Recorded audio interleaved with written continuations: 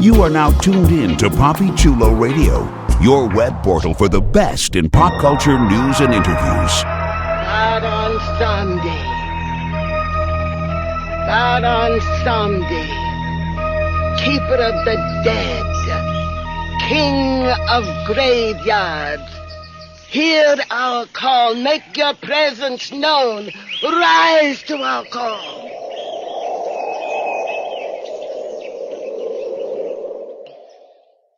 This is a Papi Chulo Radio special announcement.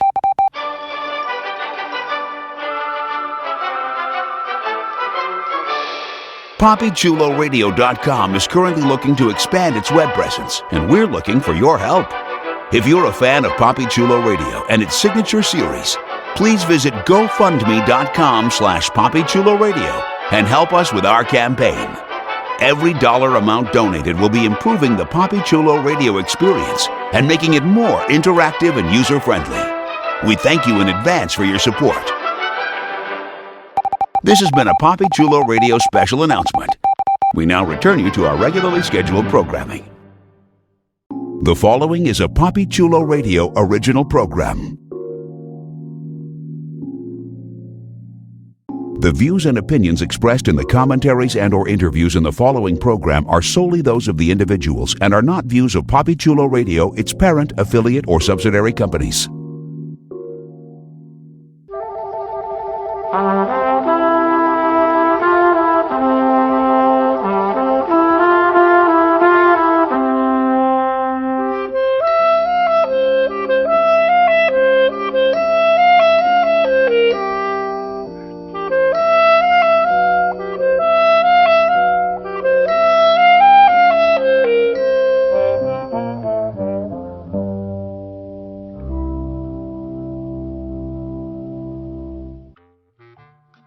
Welcome to Summer Camp, a PapiChuloRadio.com and iTunes exclusive. Papi Chulo Radio, pop culture on demand. I'm your host and camp director, Maurice Gatewood. Tonight on Summer Camp, we're going to explore some of Hollywood's campiest flicks, cult classic motion pictures, and fan favorite films. Please welcome my co-host, our director of residential life, the man from the future himself, Legionnaire. Good evening, campers. What's happening?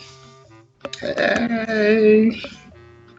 Our activity leader, the artist currently known as Vanetta Berry. What's up? Hi, campers. It's me. And always serving it up hot, our head chef, Derek Anthony. What's going on? Caliente. How is everybody? All right. Fabulous. Throwing in some extra spices in there. All right. Before we begin, here's one of our campers on our PA system with a few announcements on how you can interact with us via social media. Thank you for the intro, and sorry for the microphone feedback. Like us on Facebook, facebook.com/PCR Summercamp. Follow us on Tumblr, summercamp-pcr.tumblr.com. Follow Papi Chulo Radio on social media. We are on Facebook, Instagram, Tumblr, Twitter, and YouTube at Papi Chulo Radio. Do you have any questions, suggestions, comments, or concerns? Email us via contact@papichuloradio.com. Help support Papi Chulo Radio financially by visiting GoFundMe.com/PapiChuloRadio. Help support Papi Chulo Radio financially by visiting GoFundMe.com/PapiChuloRadio. Are you interested in joining the Papi Chulo Radio team as an on-air personality or blog contributor? Email talent@papichuloradio.com. Binge listen to your favorite Papi Chulo Radio programs by visiting papichuloradio.com/archives. You can also download tonight's broadcast and the rest of the series through iTunes. Just search for Papi Chulo Radio Summer Camp and subscribe. Now, grab some popcorn and some snacks. It's time for your feature presentation. Back to you, camp counselors. Oh, not again. Sorry for the feedback. Thank you. All right, it's time to fire up the film projector so that we can discuss 1975's Coonskin. Here is the official synopsis of the film. A multi-layered satire of race relations in America, live-action sequences of a prison break bracket the animated story of Brother Rabbit, Brother Bear, and Preacher Fox, who rise to the top of the crime ranks in Harlem by going up against a con man, a racist cop, and the mafia. All right. Sounds like the elections. Okay, I'm not going to start. Okay, so my traditional first question was, had anyone seen this movie before? Ooh, Lord, no. I had never. Jackson, I never. Banana, you never seen it either? I had not seen it. I had seen clips of it in animation school, but had never seen it in its entirety, and it was interesting, very interesting. That is a word.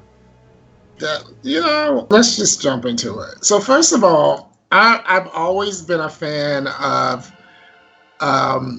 live action mixed with sort of animation. Some of the stuff I watched when I was a little kid, there were movies and TV shows that had a lot of that in it. If you can remember, there was actually a Huckleberry Finn show that had that in it. There were certain movies that had, live action. Some of the Disney stuff, of course, like the Vietnam and broomsticks and stuff. So obviously, this movie kind of took a lot of that and sort of twisted it, put like a more, blaxploitation spin on it. Even some of the backgrounds to the characters had like the Warner Brothers, the red circle in the background that you usually see Bugs Bunny in front of. So, would we classify this as blaxploitation?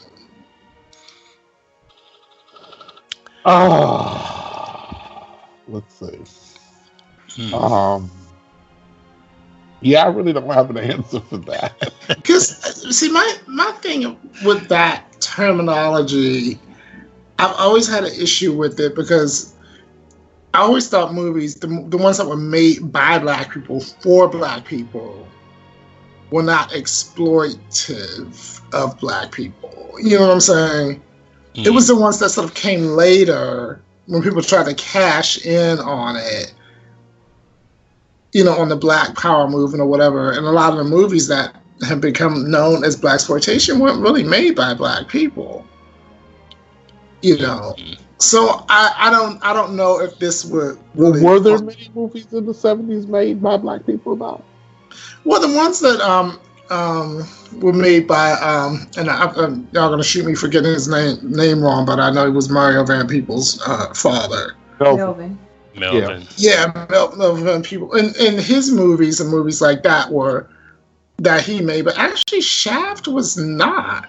No, most of them were not. No, most of them were blaxploitation movies were made because the theaters, the studios weren't making much money off of movies, and they could make these movies cheap. And they actually helped save a lot of the studios. Right. They never got the recognition for that, but yeah.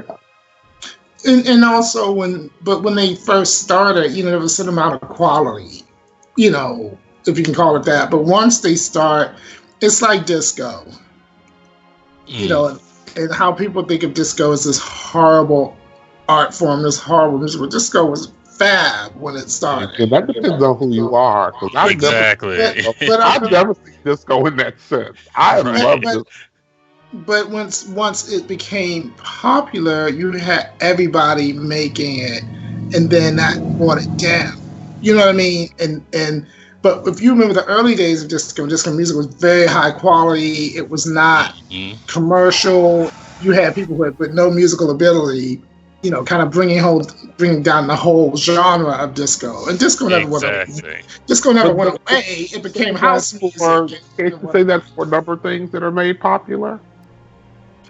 Yeah, there's a number. I mean, you can say that for a number of things.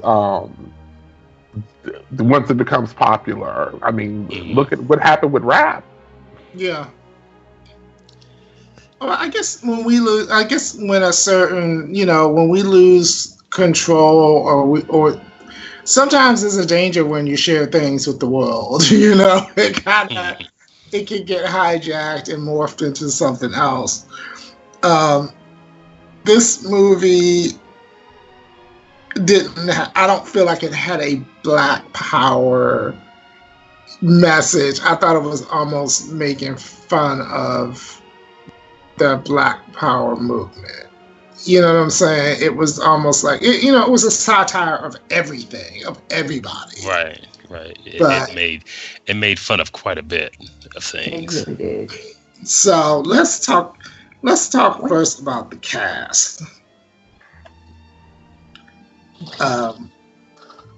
There are a lot of familiar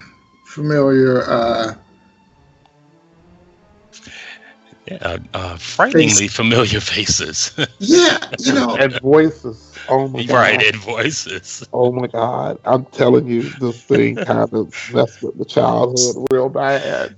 Well, so those of us of a certain age, we all know Scatman Carruthers. Yeah, Scatman Carruthers. He was in Chico and the Man. He was in The Shining. He was in the Twilight Zone movie. He was such a in Saturday morning cartoons. It was such a when you talk about voices from your childhood, but I never heard him use the N-word before, Hong Kong Fooey didn't talk like that. Right. And she did my favorite Transformer, Jazz. Right. And neither did Meadow Log Lemon. He did not speak that way. Right. By Transformers, N-words in disguise. But yeah, it was really interesting. And the song and the music was not written by an African American. Okay, so I'm like, what mindset would someone who is not African American have to sit down and write a song like that for someone to sing at the beginning of the? But I'm assuming that Scatman Carruthers may have had a background in blues singing or something. I don't know. Yeah, absolutely. Scatman did big things, including being a performer. Exactly. So, yes. Back then you couldn't just be pretty with a personality. You actually had to have talent. He did a number of things. He acted, he sang, he danced. Well, I remember going over an older relative's house. And she had all these records. Everybody dropped albums back in the day. Della Reese and everybody had albums back in the day. Dorothy Dandridge, Della Reese, and a lot of them were like Italian arias, but made with different lyrics. It was interesting. It was very interesting. Just because since you're making fun of old people, did you know that Richard Pryor actually sang? He used to open for Nina Simone. No, I did not know that. Yeah, he used to open for Nina Simone, and he was actually trying to be a singer, but his comedy career took off first. Mm-hmm.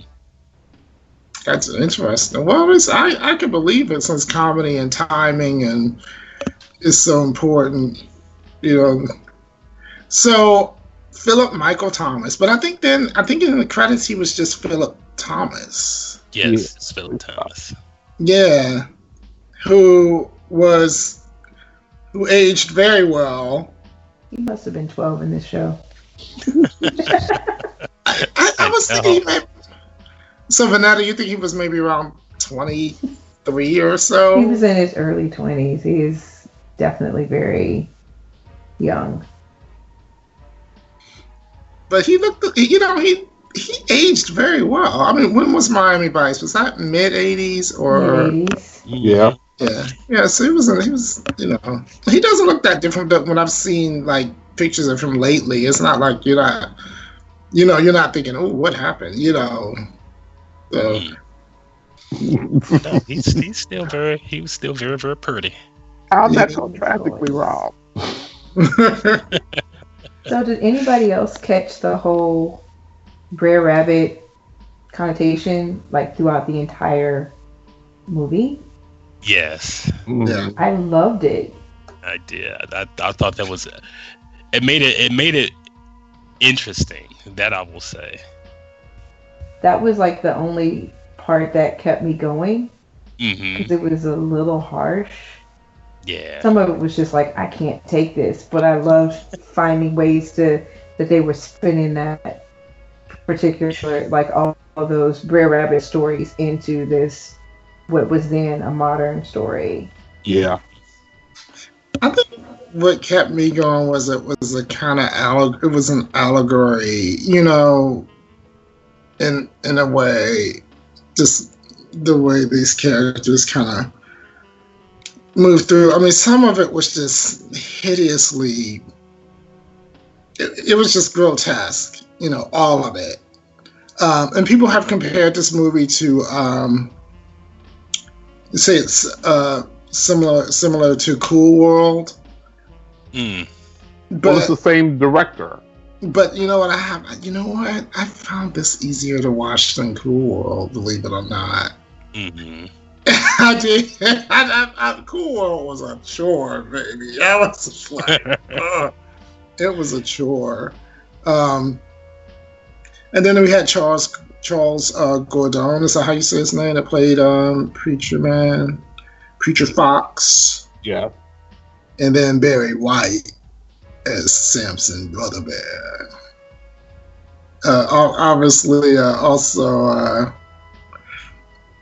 I don't know if this was his acting debut, but I was like, Barry White. All right, Barry White. Yeah, that was a surprise. But of course, as soon as I heard the voice, I mean, it was it. Yeah. Did y'all like his hair? Well, it was very white. That hair is whipped. Okay. I'm just gonna be honest here. Bear is kind of what got me through this movie. Mm. Yeah, he was a little hot. He was a little sexy. As the bear. As the bear. Yeah, I did like Bear. I thought Bear was also kind of a spoof of the Disney Bears. What they always had, the Disney Bears, whether it be from Jungle Book or from what were the other bears? Those are the ones that had a little jug band and stuff. I forget what the bear in Robin Hood. That was the same bear from Jungle Book, though. Yeah.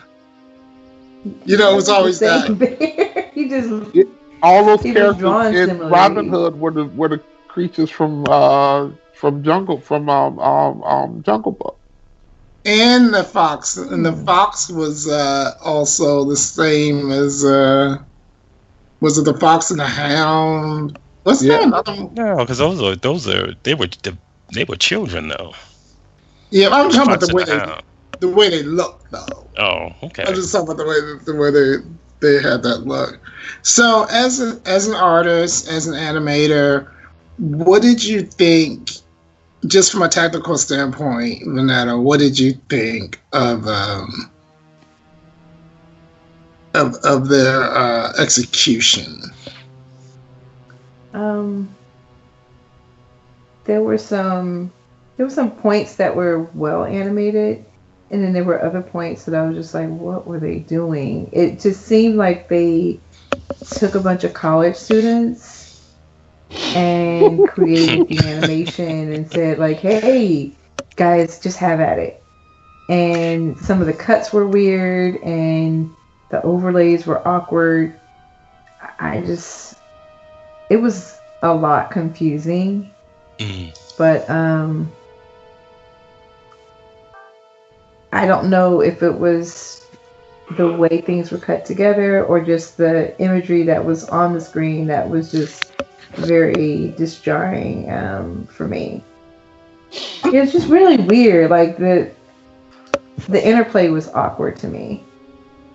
The overlays, some of them were just so random, and yes. But I have to admit that I because I'm a fan of like the '80s, like the heavy metal. There was another '80s movie. Gosh, I forget the name. What's it called? Fire and Ice. Mm-hmm. You know, I'm a fan of that kind of jarring, kind of over the top. And it wasn't anime, because I love anime, but these movies weren't anime. You can't really call them anime. They were sort of animated fantasy. Mm-hmm. And it kind of gave, you know, some of the more jarring aspects of this I kind of liked. I kind of wish that the overlays and stuff, I don't know the technical jargon, but I'm assuming when you're talking about when they put the animation over the live action sort of melded together, is that when you say overlay, is that what you mean, Vanetta? Yes, where there's a live action background and then there's an animated foreground, but they're not really interacting. It was just like they picked up random stuff off the floor of the editing room and was like, oh, let's put this in here. And then they were like, oh, we already have this scene. Let's just put this in the background. So it just didn't seem very purposeful. There was only one scene where it really worked, and I don't know if it was by accident. One of the characters was walking down the street, and it looked like a guy was talking to him, and the guy was walking backwards. Yeah, I know exactly what scene you're talking about. The guy was talking to the character. I think it was when Bear got shot and he was walking down the street and dude literally backed up away from him. But he was talking to him and was back. And I was like, why couldn't they have achieved that more often? You know? And then there were scenes like in the church scene, like the guy in the church scene, where, it could have worked if the acting was better, but you don't know if the scene was actually really made for that, you know, or did they just pick it from wherever? There was one scene there were a couple scenes that I liked. I actually liked, even though it made no damn sense. When the mother was shot, and she transformed into this beautiful. Oh, and she turned into a butterfly. Right. That was gorgeous. That was beautiful. That was a very interesting scene. And I was wondering because, you know, the characters, the Italian family, the younger son, you know, he was based on from the Italian opera. You know, so. It was very Puccini when the mother died and she transformed. You know, I don't know if that was supposed to be an ode to Madame Butterfly or some other Italian opera, but I was like, that scene was really so interesting. It was, but I also found it very disturbing, the connotation about the mobster's sons, and like there were all these like really morbid stereotypes of gayness. Yeah, that was hard to watch, and like it gave me the willies. You know, it was all a little different, but it was all under the same umbrella. Yes. Yeah, I mean they were overly effeminate and borderline incestuous, and it was like, oh come on, it was hard to get through. Those pieces were hard to watch. What about the ones? But what about the like the barkeep The barking, yeah, that was also really. Yeah. You know, it was very gritty. It was very gritty and but it was very gritty and very 70s. The barkeep character was, I don't know if they hadn't had him, I guess, dressed like that. I don't know, but I mean, I've certainly met people like that. The brothers, though, they were just so. That was just so. That was just much. That was so much. It's a shame because those actually the voice actors for those characters were actually better than a lot of the other voice. Some of the voice acting in this was just like not good. You know what I mean? And I found it interesting that one of them had this knockoff John Wayne voice. I was like, wow, what are they trying to say here? They weren't trying to say it, they were saying it. They were blasting that. I was like, wow. He was giving you a little bit of a John Wayne, but with the Frankenfurter kind of vibe to him. You know, he was, you know, that was really, really, really interesting. That young. Did they get a child to voice that youngest character? That youngest brother? God, I hope not. I hope it was a woman. I hope it wasn't really a little boy. Right. I definitely hope not. I mean, he didn't really say anything too foul, did he? He didn't need to be part of that. Children did not need to be part of this. Children and people and adults' childhood did not need to be a part of this. You know, so since everything was kind of so disjointed, it's kind of like it was to follow the storyline was interesting, but then they would have these sort of interludes with the I guess the representation of America was this blonde woman. I was wondering if you were gonna come to her. Mm-hmm. And those scenes, the first scene though, I will admit, when they went to the place and the girl turned out to be the sheriff's daughter. Yeah. I was like, ooh. But did you see that coming though? Well, yeah. Yeah. I was like, and then the sheriff just shot the deputy for looking at this little girl. Right. That it was very graphic, and the death scenes are very graphic. Some of them I thought were I have to admit, you're gonna think I'm a horrible person, but the sheriff's death I felt effective as it fit in the movie. Some of the other ones just seem sort of random, you know, just sort of like okay, you know, that didn't help the plot or move the plot along. It was just sort of, you know, it just sort of happened. But what, the death of the sheriff? No, some of the other ones. The death of the sheriff, I thought worked in the movie the way it was. So that was necessary to show why they had to leave the South, because they did have to leave the South. Right. That one was very effective, and just the way that they presented it was very, you know, it was jarring, but it was very effective. Some of the other ones was just like, okay, whatever, you know. So, well, let's talk about the voice acting of the main characters. Did you think that Barry White? Did he need to be a good actor, or do you think his voice just kind of powered it through? Barry White, when Barry White opens his mouth and that voice comes out, it kind of just makes you believe. Yeah, it powered it through for me. It was Barry White, so I could roll with it. Were you buying it, Vanetta? I was loving Barry White's voice. My mother was a Barry White fan all my life. And being that he's from Galveston, which is where I'm from, I just like anything with Barry White in it, and it just made me giggle the whole time. Like I couldn't. Every time I heard his voice, it just made me giggle so much. It was perfect.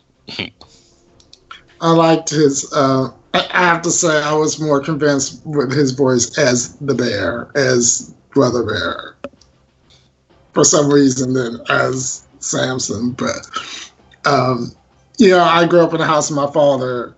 He listened to Barry White. And, my mother, she was more like listening to Dionne Warwick in the Fifth Dimension, something like that, she was very, she was very, they were very different people, okay, I'll just say it that way. I liked him as Brother Bear. He fit the character. Brother Bear was kind of sexy. I'm telling you. He was. It was kind of sexy. I was like, all right. And well endowed. Mm-hmm. Yeah. I mean, but even though they made that one of the I don't want to get into trouble if the brothers were, you can't call people transsexual if they're not transsexual, or if I don't know what they were supposed to be. But what they drew one of them with a monstrous thing. You talking about the preacher? No, one of the brothers. Remember? Oh yeah, when they first popped out of the trash can or whatever. He was with the other brother in the trash can. Right. Yes. Yeah. Yeah. Yeah. I knew what I was hearing when they were in the trash can, and I was like, "Yeah, that's not what I think it is." But then it turned out it was exactly what it was. Right. Your suspicions were confirmed. So, as far as voice acting, I thought Philip Michael Thomas was good. His character didn't look like him the way, Barry's character kind of fit him. It kind of looked like him. But the Philip Michael Thomas character didn't look like him. You don't think he matched his character? I think he matched his character, but I don't think the character necessarily looked anything like him. Preacher Fox was just a hot mess. Yeah. A hot steaming mess. Danny Reese played the clown. Danny Reese died. So he died in 2012 at age 77. So he must have been an adult. Yes, he died in 77. Yeah. Yeah, if he was born in 1934. Oh yeah. Yeah. And he was the oldest person on the set. Right. That's interesting. So maybe he was just a voice actor that could do, young sounding voices. Isn't that entirely possible? I just think it's funny that the Godfather was Grandpa Munster. Yeah. Yeah, that was a little disturbing for me. Grandpa Munster. Not Grandpa. Grandpa Munster calling people the N-word, y'all. Right. That is so... All out loud. Right. All out loud and aggressive. Right. What would Yvonne DiCarlo think of you? This is just funny. So, back to Miss America. Well, what were they calling her? I think they just called her America, didn't they? Yeah, I believe so. So why do you think they represented her that way? Because she was supposed to represent something pure and untouched, but really she wasn't. Yeah. Yeah. I kind of got a kick out of some of those scenes, though. I have to admit, they were just. And then look at how she treated all the black men, right, in the movie. But look how they were lining up to get with it too. That was the other side of, I guess part of the downfall. Always striving to get what's not really what don't really want you. Be careful what you wish for, because when you get it, you might get more than what you get more than what you thought you were. She denied one, and then she shot another one, and then she cried rape on the third one. But the way she did it, hell, right? No, because what did he say? He said he wasn't checking for her, right, or something like that, and she was just like, "Help, rape." She was just like so casual, and then there was some. I guess they tried to put some messages in this, but it was overshadowed because everything was just so. Yeah, there was a message about religion. There was I guess that was like a commentary on the church and money and stuff like that. How many messages could you really find in this?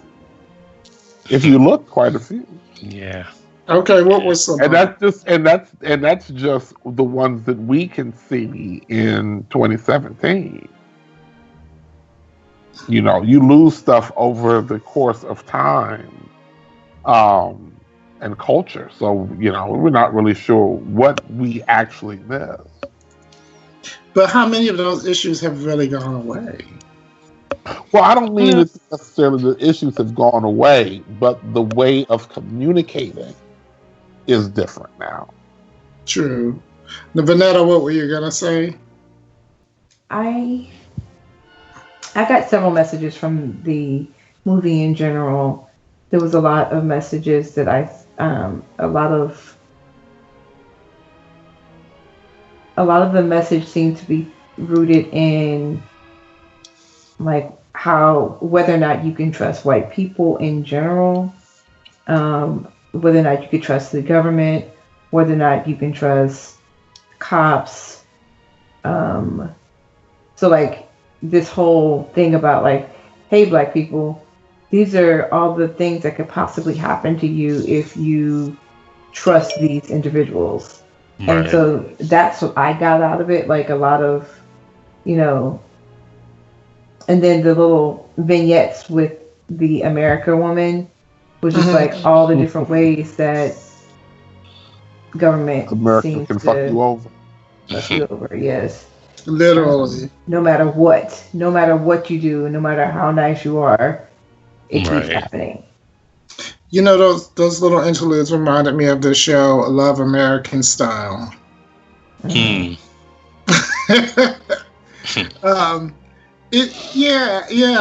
agree with you. And also, can we trust each other? The word coon gets thrown around a lot these days. It does. And I think a lot of people are overusing it. Like now, it's like anybody that disagrees with you, any other black person that disagrees with you, what you think is a coon. But that's not really what that means. No, it's not. It means someone who kind of sells out their own people to gain favor with another group of people. I'm trying not to say it too, graphically, but you know what I mean. It's not like if I agree with something Legionnaire is thinking, all of a sudden I'm a coon, or Legionnaire disagrees with something that I say, they're a coon. People just throw it around for everything now. But in these days, it was like if you were part of the black community and you sold out the black community to gain favor with the white community, then you were a coon. Yeah. That's literally, there was really not a whole lot of subtlety with how that was used, Right. But But that again goes to what I was saying earlier about the nature of things changing, the nature of how we communicate with each other changing. True. Because you do have people out here just, using the word coon freely and loosely. And, it has taken on it's taking on a meaning other than what it originally meant. I feel the same way with the word shade. Now, everything is shade. It's like if you approach someone and they say, I'm not interested in you, I'm with someone, that's not shade. Right. It's just letting you know that please don't waste your time or annoy me. Right. Everything is shade now. Everything is shade now. Do you like the shirt I'm wearing? It's not for me, but if you like it, that's fine. Oh, that's shade. Oh, can I tell you? This goes back to what you were talking about earlier with disco. Right, with other people and things getting watered down and oversaturated. Right. Yeah. Right. So I think, and to go back what you were saying about things, I guess we're saying the same thing in different ways. Like when things over time they lose their. No, you were disagreeing with me. You're cooning out. I'm not sure how much.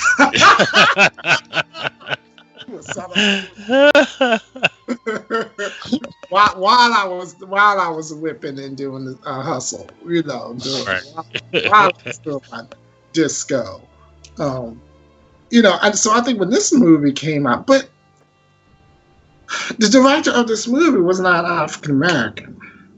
No.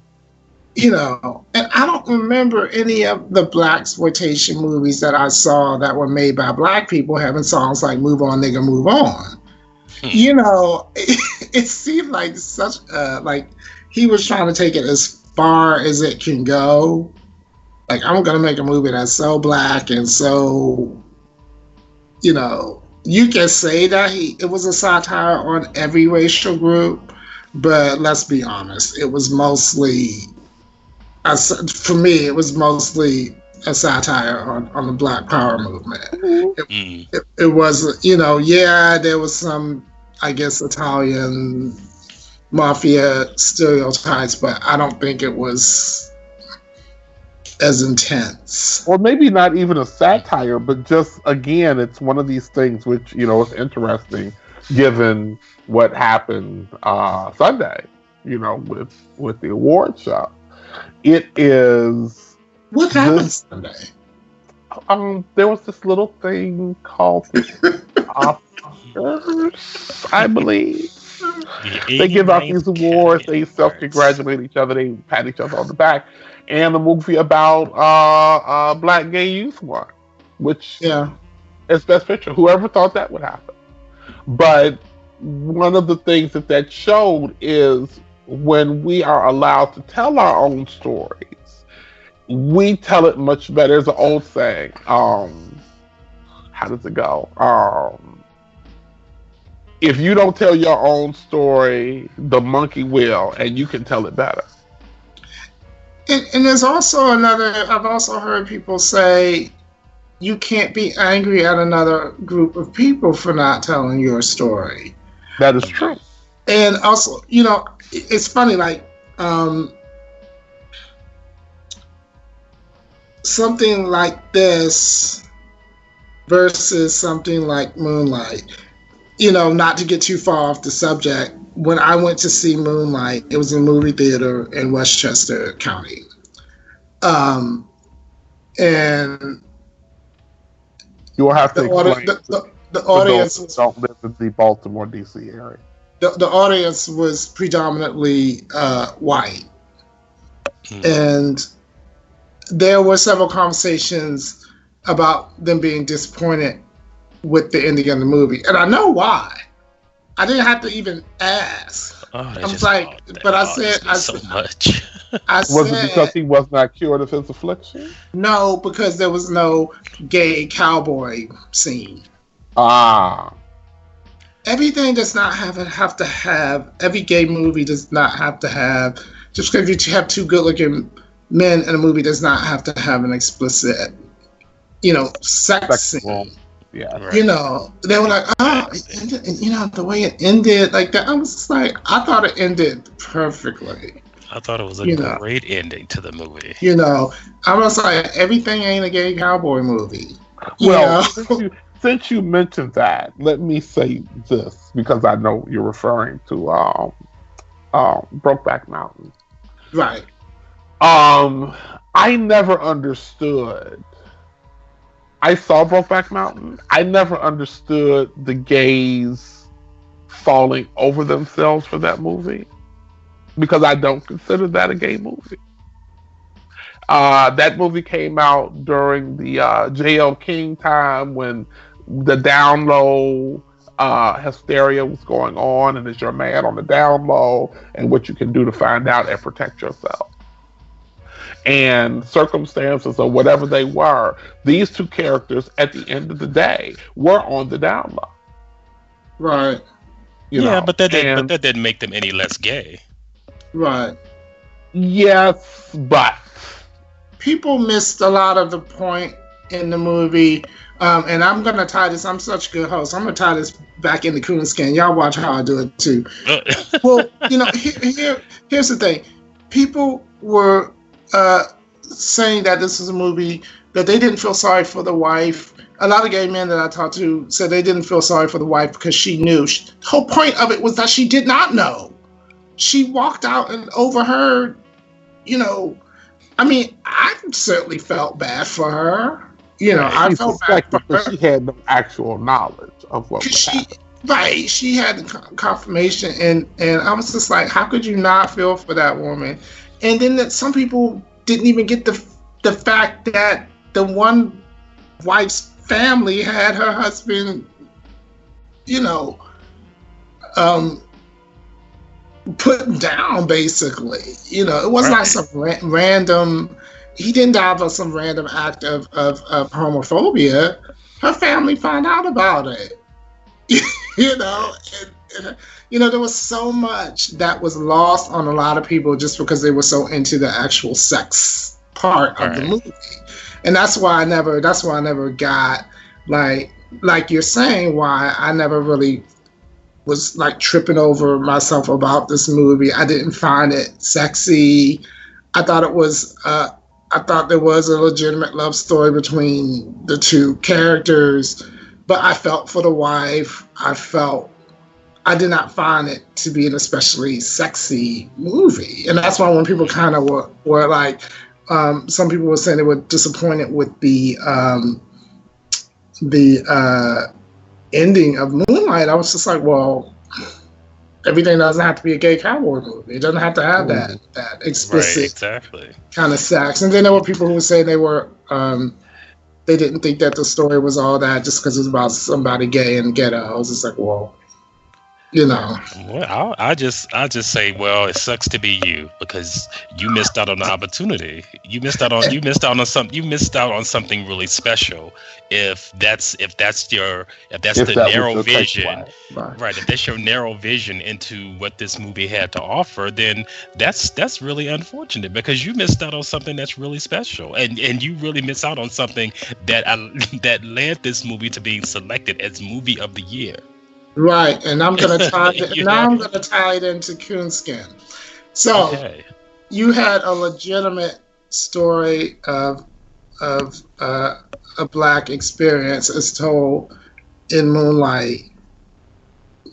With Coonskin, you have elements of the Black Power movement and a lot of elements of what Black people have historically gone through in this country, but because it's sort of filtered through somebody else's lens, it's more kind of diffuse and kind of misdirected. I don't know if you agree with me. I'm not trying to guide you to agree with me.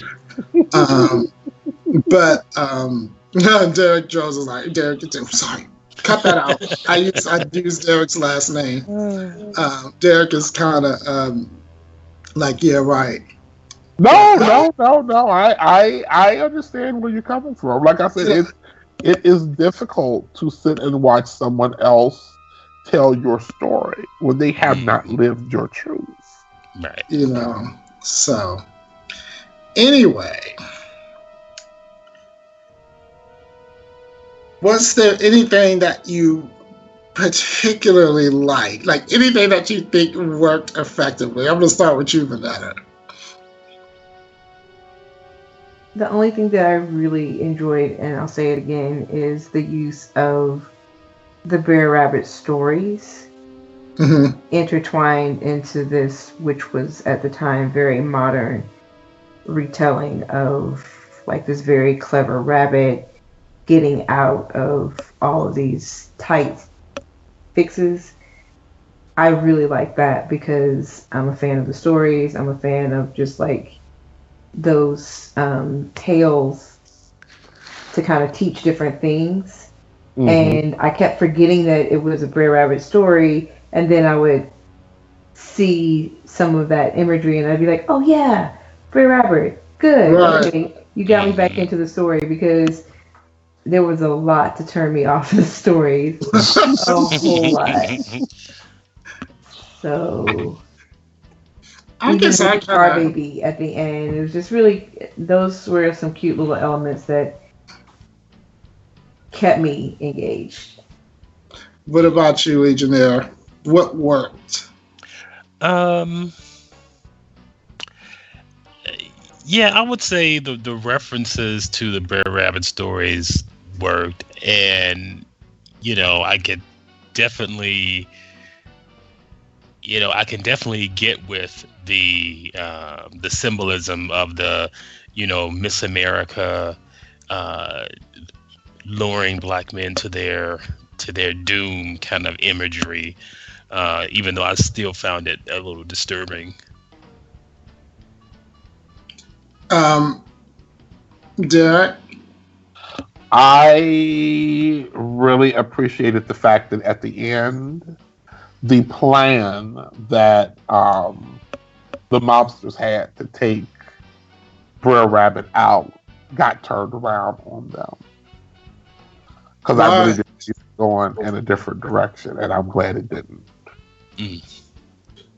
The I guess the metaphor of America, it was really interesting. When I look at, especially that crime rape scene, that really bothered me, because recently in the news, you had two things happen in the news. More recently, the accuser of Emmett Till, finally admitted that she made the whole thing up. And I know, Derek, it's not. We're not gonna get too deep. And then, no. That sign was not for you. And also, that sign was not for you. That sign was for the loss of a child that we have no idea what he would and could have committed to this world, because she didn't recognize human life. But I also think, even in the black community, a lot of people accepted the fact that maybe he did say something to her, but he did not deserve that. Right. But listen, but to find out that he didn't even say anything to her makes it even worse. And then I was watching a story. I was watching a story too, where even these two college kids at a small university, it turned out that, that someone lied. And I was like, how hard does it make for someone who's actually the victim of, it just makes it that much harder for someone who is actually a victim of sexual violence to come forward with every story you hear like this. But I just, that scene, and how casually she said, how rape was just kind of like how I feel it is sometimes. Like, it's so, people don't think about, it's such an old thing, that people sometimes use. Anybody out there who's listening and who wants to say that I'm belittling, I'm not. I'm not saying. I'm just saying it's harder for people who are actual victims. of that. But that whole metaphor of America is kind of like you damned if you do, you damned if you don't. There's no way to kind of, there was no path to success according to this movie. If you did the right thing, if you did the wrong thing, you always kind of ended up in the same place. But talking about what worked for me, I think on a superficial level, I'm a fan of 70s fashion. I like, a lot of people laugh at 70s fashion and how black people looked and how black people dressed, but black people dressed to the hilt. You could have had two coins to rub together, but black people, always tried to look their best no matter what. And then some of the scenes where the guys in the tight tops and the bell bottom pants, I was like, that was a look. Just growing up, we had our school clothes, and then we came home, we changed it to our play clothes. Our parents didn't send us to school looking like, ripped jeans, because they knew we were being judged. They knew we were being judged. And a lot of our parents were, upwardly mobile, moving on up too, So it was just like, we want our kids to represent. So that superficial part of it, I kind of liked. That kind of worked for me. It kind of reminded me of the old Jackson 5 cartoons sometimes, and certain parts of it, and stuff like that. Story-wise, like I said before, it just seemed like a distorted, someone trying to make a Black Power movie that didn't really live through the Black Power movement. Right. That really didn't, because it wasn't just the Black Power movement. Then, when my mom did sit-ins and stuff, it wasn't, it didn't make national news. It was, it was little places in Arlington, Virginia, and DC and stuff like that. Everything wasn't like, everything wasn't.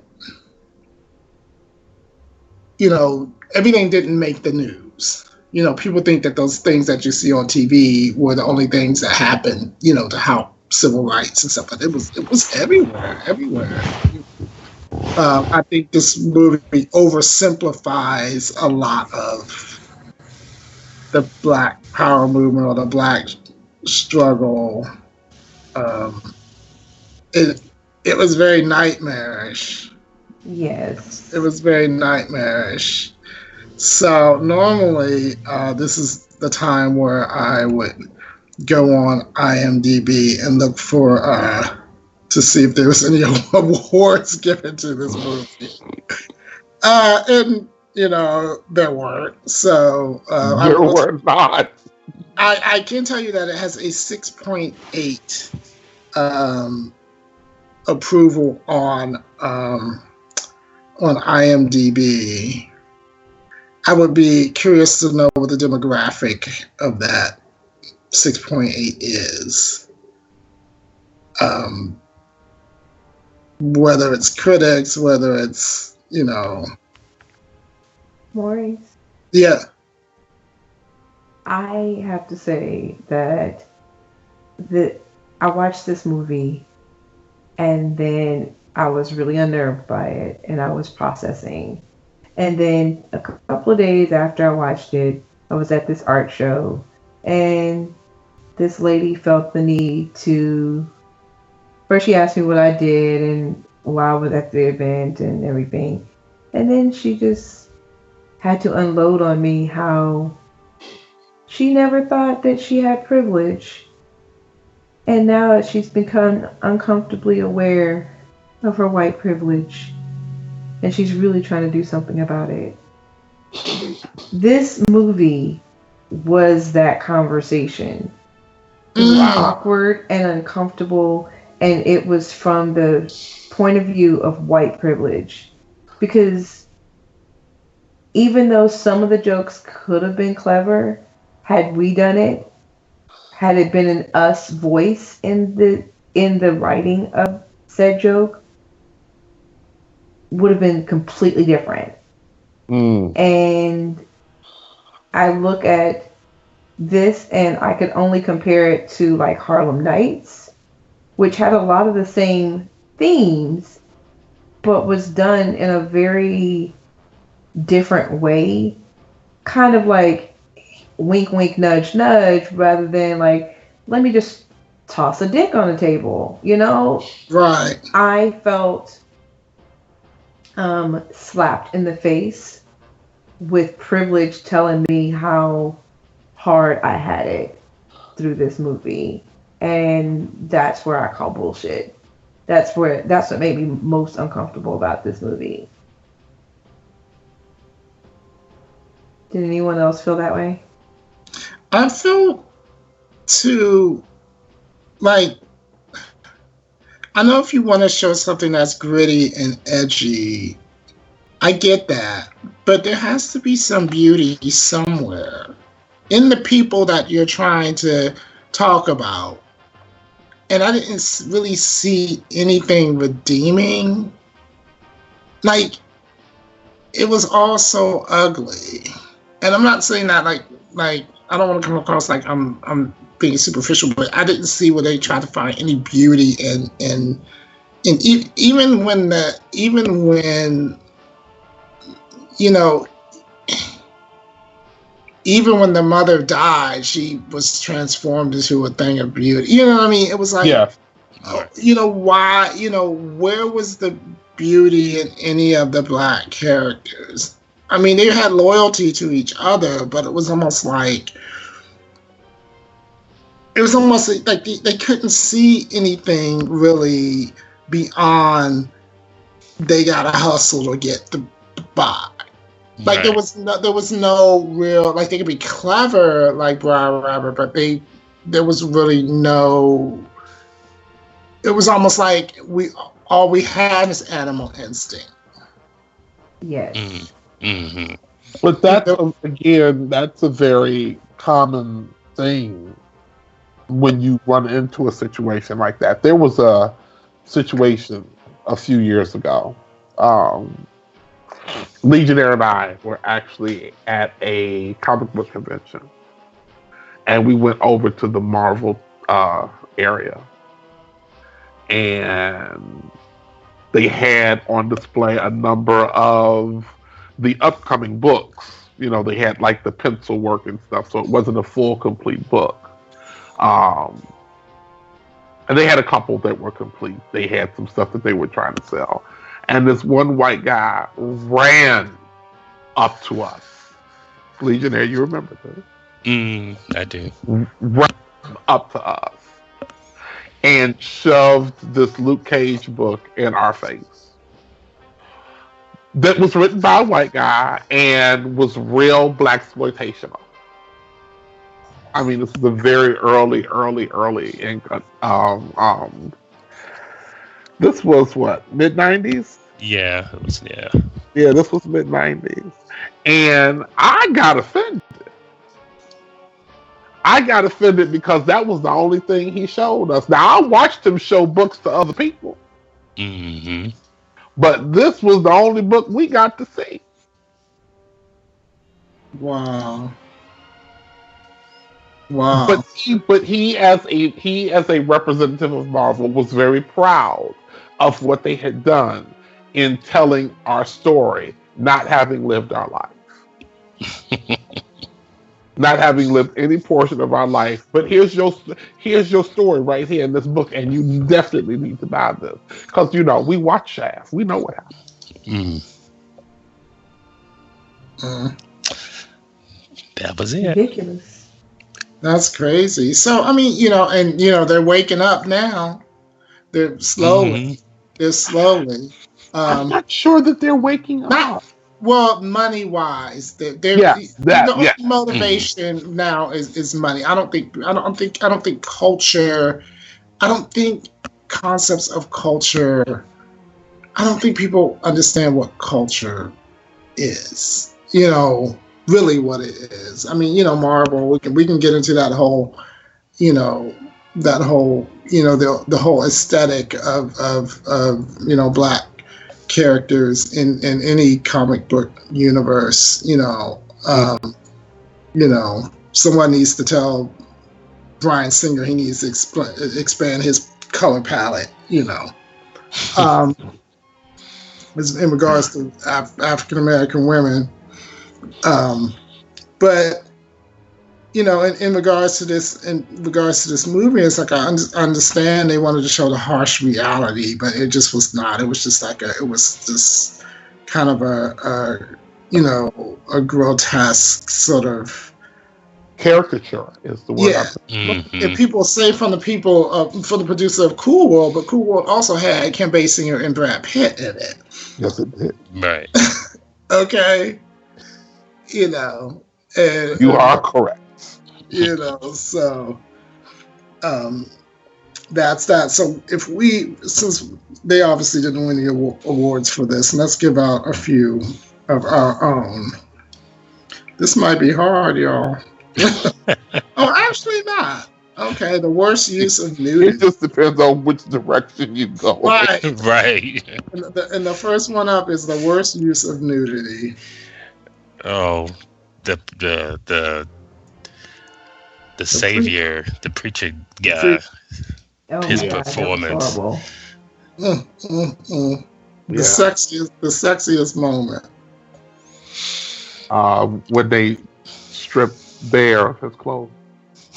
brother Bear. So who was the diva? Oh. The John Wayne drag queen brother? Yeah, I guess any one of them could have been. I don't know. Maybe the diva was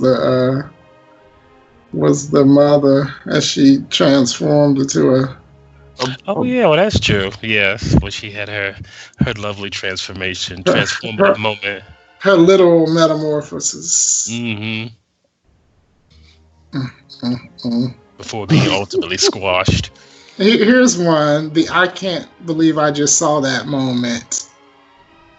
I think it was the whole damn movie. That's the whole movie. Yeah. I could not pick one moment from that. And here's a new one that I'm adding to the list. What the fuck does Poppy have me watching? Which I actually said to him last. And Poppy Chulo gets the award for that. Lord, literally, I sent him a message about a quarter way through the movie and said, "What the fuck is this?"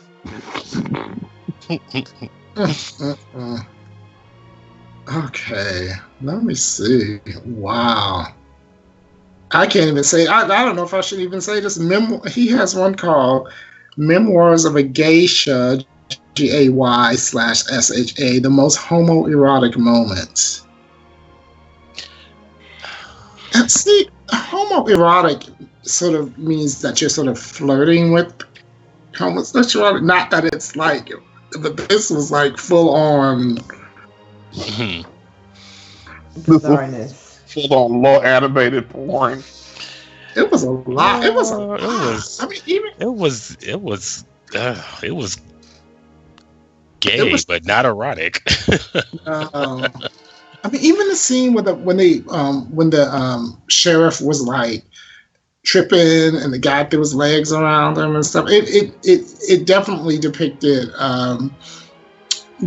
gay sexuality as very, very deviant and very,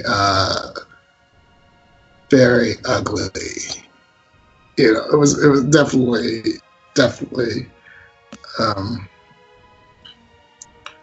not a flattering look.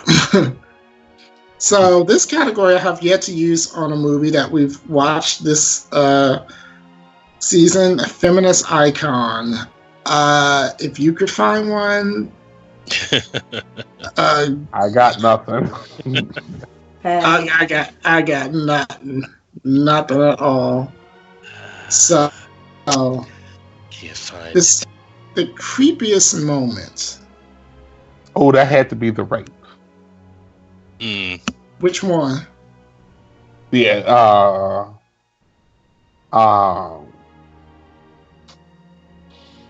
When America called rape and the man got hung. Yeah, that could also be the most disgusting moment too. Okay, I don't know if we can even use this category. The best use of nudity.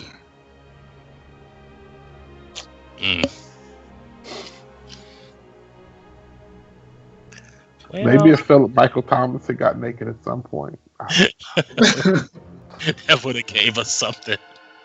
The best use of nudity in my imagination award goes to right.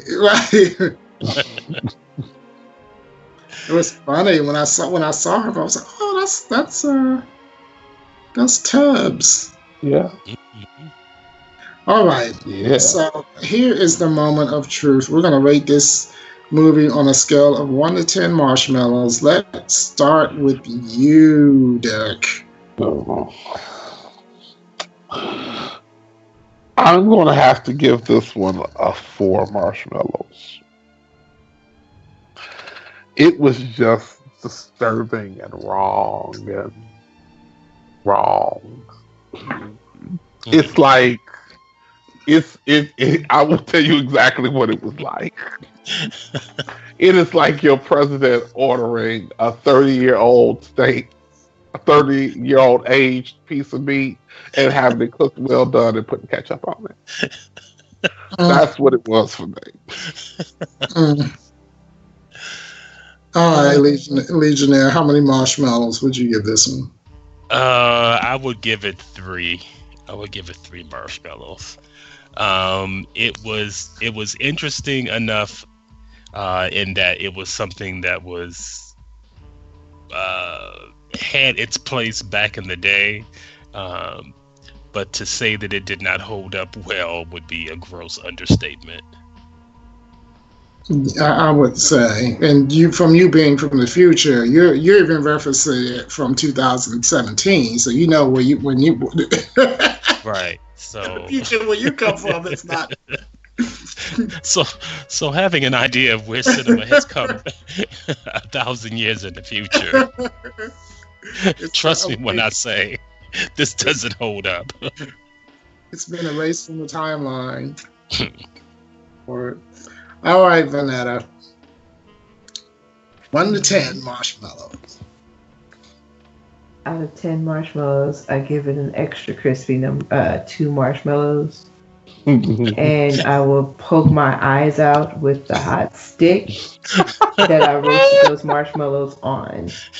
I do not enjoy this movie. I enjoy little bits of it, which is why I got 2 marshmallows, but it was incredibly uncomfortable. And I enjoyed Barry White and Scatman Crothers. But that's about it. I am actually probably going to rate it the highest. I give it a 4.5. Just because some of the performances, I mean, I think the movie's a hot mess.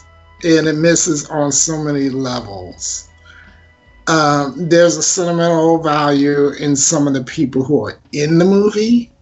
And some of the performances are good. And there's a little bit of a retroness to it that I thought was interesting. It was interesting. Like, it held my attention. You know, it was like watching a train wreck. You know, right? It was that kind of feeling. Like, I was like, I'm not yawning, I'm not bored, you know. But yeah, it was, you know. So I give it maybe 4.5. Maybe around. I'm mostly disturbed, and I don't know if I'm ever gonna be okay. Right? It's almost one of those movies that's like, I might make somebody else watch it. You know how, like, you know, people have been traumatized, you know. To be alone in your traumatization. Stockholm syndrome. This movie You know, really so- fucked with me. You should watch it. So, it's like, you have got to watch this shit that Poppy made me watch. Okay. But so that's it. So I guess it's averaging around 3.5 to 4 stars since Vanetta like threw the marshmallows away and said the stick tastes better. Look, the stick tastes better than the ass marshmallows. They were burnt marshmallows. Don't forget that part. They were burnt. They were burnt. Mm-mm. And they weren't the big ones. They were the little ones you put in cocoa. Yes, they were horrible. That are already Little crispy black marshmallows. Lord. All right, y'all. It is time for everyone to report back to their cabins. Your bunk beds are waiting for you. Join us next time for a brand new installment of Summer Camp. Once again, here's one of our campers on our PA system with a few announcements on how you can interact with us via social media. Thank you for the intro. Binge listen to your favorite Poppy Chula Radio programs by visiting poppychularadio.com/archives. You can also download tonight's broadcast and the rest of the series through iTunes. Just search for Poppy Chula Radio Summer Camp and subscribe. Like us on Facebook, facebook.com/PCR Summer Camp. Follow us on Tumblr, summercamp-pcr.tumblr.com. Follow Poppy Chula Radio on social media. We are on Facebook, Instagram, Tumblr, Twitter, and YouTube at Poppy Chula Radio. Do you have any questions, suggestions, comments, or concerns? Email us via contact@poppychularadio.com. Help support Poppy Chula Radio financially by visiting GoFundMe.com/PoppyChulaRadio. Help support Poppy Chula Radio financially by visiting GoFundMe.com/PoppyChulaRadio. Are you interested in joining the Poppy Chula Radio team as an on-air personality or blog contributor? Email talent@poppychularadio.com. Now, back to you, camp counselors. Thank you. My fellow camp counselors, please wish our campers and the listeners a good night. Good night, campers.